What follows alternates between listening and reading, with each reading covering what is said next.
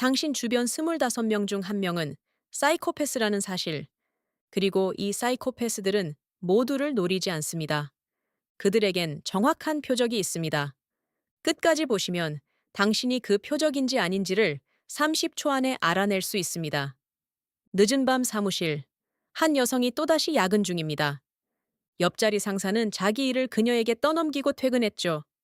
친구들은 묻습니다. 왜 그만두지 않아? 왜 그 사람을 못 떠나? 그녀는 답하지 못합니다. 사실은 자기도 모르거든요. 그리고 이건 그녀만의 이야기가 아닙니다. 하버드 의대에서 25년간 임상 심리학을 가르친 마사 스타우트 박사는 자신의 저서 이웃집 사이코패스에서 밝힙니다. 일반 인구의 약 4%가 죄책감을 전혀 느끼지 못하는 사이코패스라고. 25명 중 1명, 학교의 한 반에, 직장 부서에, 가족 모임의 1명. 그리고 더 무서운 사실은 이들이 폭력 범죄자처럼 보이지 않는다는 점입니다. 그런데 더 놀라운 건 지금부터입니다.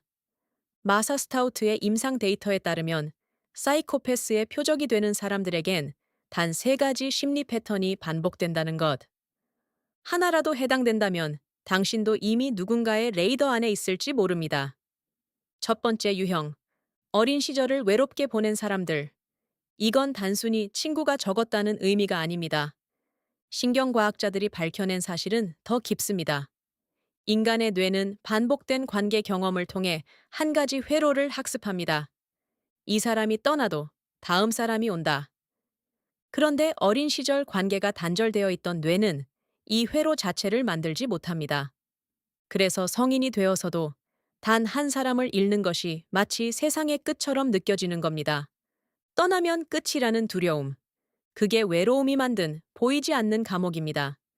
1981년 캐나다의 심리학자 도널드 더튼과 수잔 페인터는 학대 관계에 머무는 사람들을 연구해 한 가지 개념을 만들어냅니다.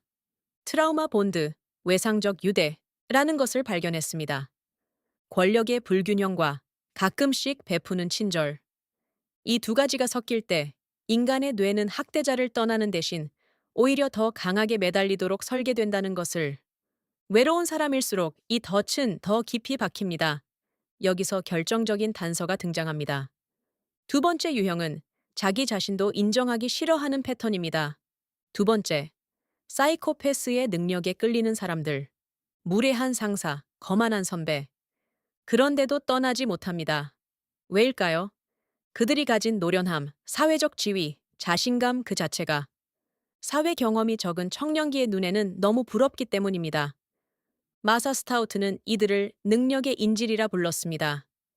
심리학에는 간헐적 강화라는 원리가 있습니다.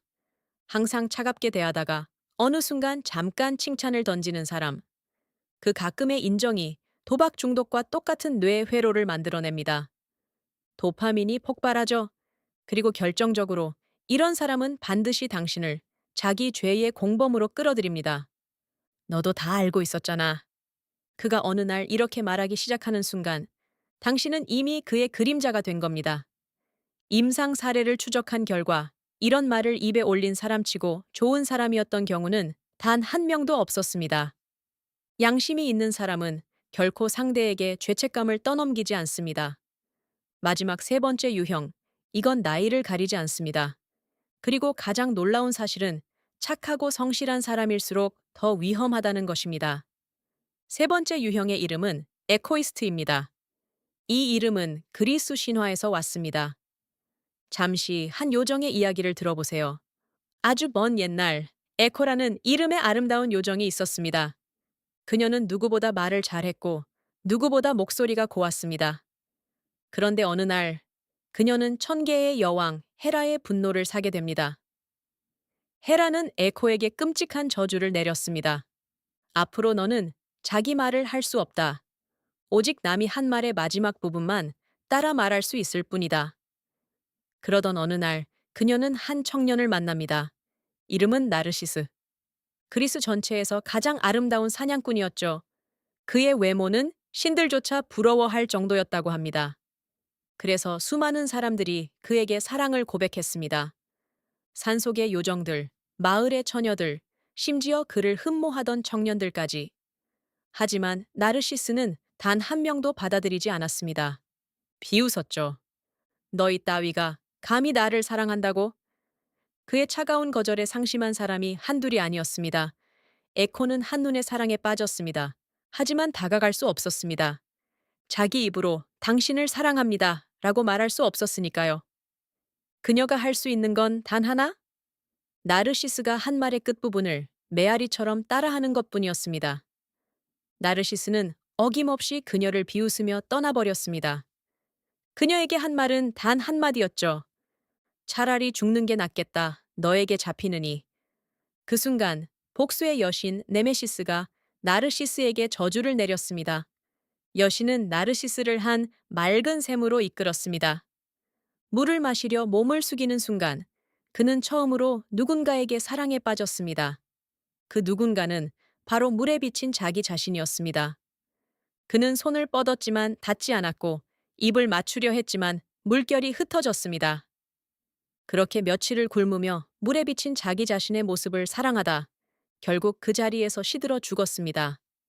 한편 에코는 사랑하는 자가 다른 사랑에 빠져 죽어가는 모습을 끝까지 지켜보며 함께 말라갔습니다.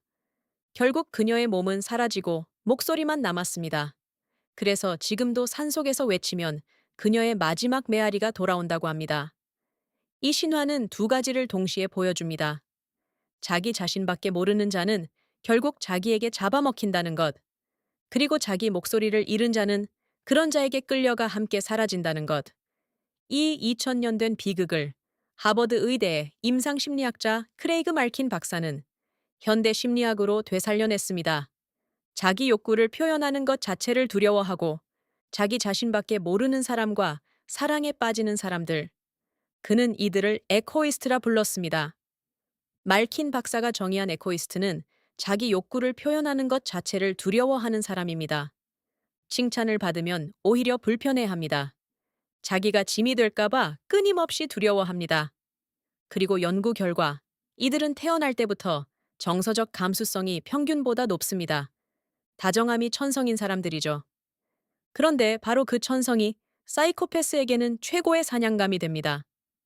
말킨 박사가 제시한 당신이 에코이스트인지 확인하는 5가지 기준입니다. 지금 마음속으로 체크해 보세요. 하나, 주목받는 게 불편하다. 둘, 문제가 생기면 내 탓부터 한다. 셋, 나에게 유독 엄격하다. 넷, 패 끼치는 게 죽도록 싫다. 다섯, 갈등이 두려워서 회피한다. 이 5개 중 셋 이상이 해당된다면 당신은 에코이스트일 가능성이 높습니다. 그리고 이미 누군가의 레이더에 들어가 있을 수도 있습니다. 펜실베이니아 대학의 마틴 셀리그먼 박사는 학습된 무력감이라는 개념을 제시했습니다. 반복적으로 통제되는 경험을 한 사람은 결국 도망칠 수 있는 문이 열려 있어도 도망치지 않습니다. 시도 자체를 잊어버리는 거죠. 에코이스트가 위험한 이유가 여기 있습니다. 그런데 진짜 중요한 건 지금부터입니다. 그렇다면 어떻게 해야 그들로부터 나를 지킬 수 있을까요? 임상 연구가 제시한 3가지 방법입니다. 첫째, 관계를 정의하세요. 우리는 한 번도 배운 적이 없습니다. 나에게 친구란 무엇인가? 나에게 배우자란 무엇인가? 정의가 없는 사람은 언제나 당하기만 합니다. 마사 스타우트는 이를 아우스마트아라 부릅니다. 그들보다 더 똑똑해지는 것. 그 첫걸음이 내 기준을 명확히 쓰는 일입니다. 둘째, 느슨하지만 다양한 관계를 만드세요. 사회심리학자들은 이를 약한 연결의 강한 힘이라 부릅니다. 한 사람에게만 의지하는 사람은 그 한 사람에게 무너집니다. 1년에 2번 만나는 친구의 위로도 충분합니다. 3년에 한 번 연락이 오는 사람이 결정적인 순간 당신을 살릴 수도 있습니다. 다양성이 곧 면역력입니다. 셋째, 일이 아닌 무언가를 하세요.